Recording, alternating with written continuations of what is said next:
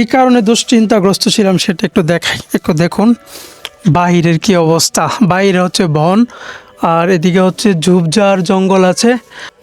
আসসালামু আলাইকুম, আশা করি সবাই ভালো আছেন। আমি আলহামদুলিল্লাহ ভালো আছি। এখন আছি আমাদের সবার প্রিয় এহসাস মাদ্রাসা ও এতিমখানায়। আর এটা হচ্ছে আমাদের স্টোর রুম, যে স্টোর রুমের কথা আগে বলেছিলাম যে একটা স্টোর রুম করবো মালামাল রাখার জন্য।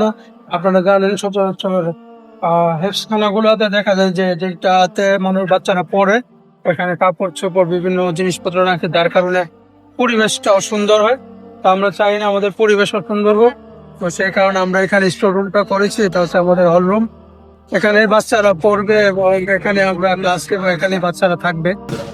আপাতত এখানে 9 জনের লকার আছে। সবার দোয়া ও সহযোগিতা চাই, ইনশাআল্লাহ আমরা একটা আধুনিক প্রতিষ্ঠান হিসাবে এটাকে গড়ে তুলব।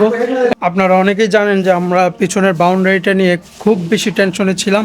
আলহামদুলিল্লাহ অবশেষে আমাদের পিছনের বাউন্ডারির মোটামুটি আমি ধরতে পারি যে 70 থেকে 80% কাজ সম্পূর্ণ হয়েছে।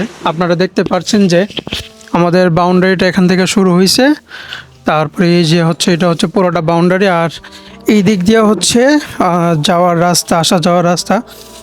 এটা হচ্ছে আসা যাওয়ার রাস্তা, এটা হচ্ছে টাঙ্কি, আর এইদিকে হচ্ছে প্রস্রাবখানা, আর এটা হচ্ছে ওয়াশরুম। আমাদের এহসাস মাদ্রাসা ও এতিমখানার যে পিছনের যে জায়গাটা, এটা হচ্ছে পিছনের জায়গার নিরাপত্তা। এখন আলহামদুলিল্লাহ আমরা অনেকটা দুশ্চিন্তামুক্ত। কী কারণে দুশ্চিন্তাগ্রস্ত ছিলাম সেটা একটু দেখুন। বাহিরের কি অবস্থা, বাইরে হচ্ছে বন আর এদিকে হচ্ছে ঝোপঝাড় জঙ্গল আছে। এখানে প্রচুর পরিমাণে শিয়াল আসে সন্ধ্যা নামলেই। তো বাচ্চাদের বেলায় আমরা এই রিস্ক নিতে চাইতেছিলাম না যে বাচ্চারা শিয়াল দেখে বা অন্য কিছু দেখে ভয় পাক। এই কারণে আমরা সর্বোচ্চ গুরুত্ব দিয়েছি যে পিছনের বাউন্ডারির কাজটা করতে। এখন সামনের বাউন্ডারির পালা, সবার দোয়া ও সহযোগিতা চাই। ইনশাআল্লাহ সামনের বাউন্ডারিটাও হয়ে যাবে যদি আপনারা সবাই এই মানবিক কাজে এবং নেকির কাজে আপনারা যদি শরীক হন। ইনশাআল্লাহ।